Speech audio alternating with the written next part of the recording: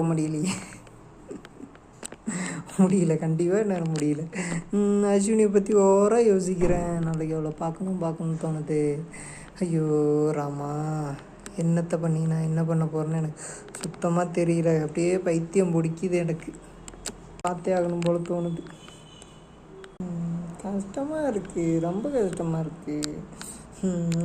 முடியல. ஏன் இப்படி பண்ணுறாங்க? எனக்கு ரொம்ப முடியல. ஷோ ராமா, எப்பயே பார்க்கணும் போல எனக்கு தோணுது. அவகிட்ட போகணும் போல தோணுது, அவகிட்ட பேசணும்னு தோணுது. பைத்தியம் பிடிக்குது. போன வருஷம் இந்த நாளில் பேசிக்கிட்டு இருந்தேன், ஜாலியாக அந்த டைமில் பேசிகிட்டு இருந்தேன்.